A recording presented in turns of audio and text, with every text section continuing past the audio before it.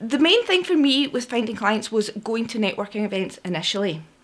Over the years, I've been going about 9 years, and over the years I've gradually realised there's different types of networking events. There's the free networking events that we probably all go to when we first start out, because it's a nice easy one to go in. You're not losing anything but your time. In fact, you're probably learning from other people in the room how to network, because chances are when you first go, you haven't got a clue what you're doing, and you're just chatting to people with no goal in sight of why you're there. Then I've kind of progressed away now from the free networking events to paid networking events. I kind of find that when people pay to go to the event, they're more committed to their business and they're more inclined to spend. If you go to a free event, people just want to pick your brains. If you go to a paid event, they recognise that you're a professional and they'll pay for the knowledge that they're going to get from you.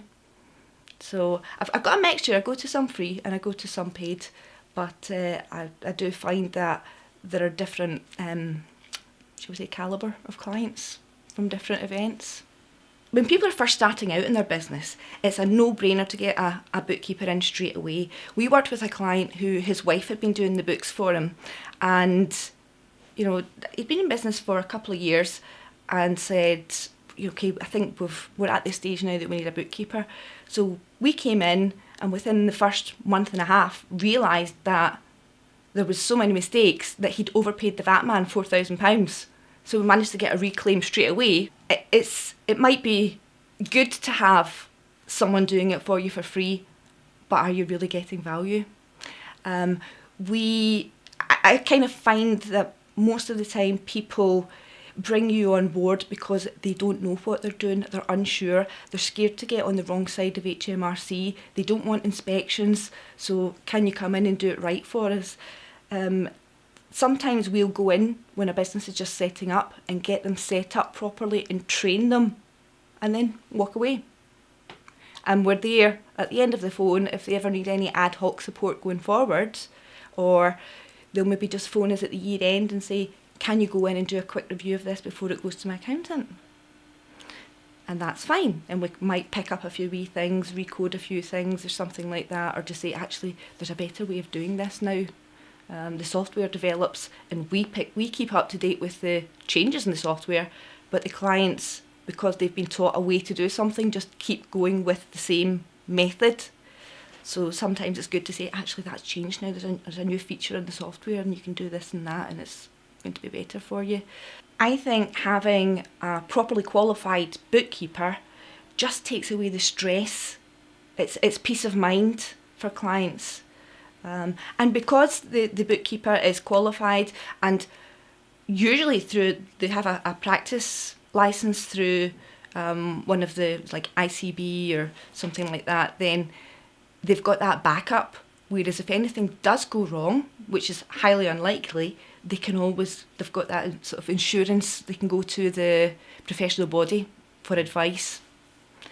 And once someone's with a professional body, you know that not only do they have the right qualifications, they've got the correct anti-money laundering procedures in place, and they've got the correct insurance. Everything's as it should be. What we find is when small businesses are doing the books themselves, because it's not their day job, they fumble away through it. Quite often, I'm not saying they always get it wrong, but quite often there are mistakes. Not always big mistakes, sometimes it's fairly minor. But they stress over, where should I put this? And am I doing this right? And goodness me, am I supposed to be claiming VAT on this card or not? Or something like that. We know instinctively where these things go and where to code them. One of the big ones that we see is someone goes out to one of the electrical stores and buys a mouse for their computer. We regularly see that being coded as a balance sheet item on in the assets. It's 20 quid. It should be an expense.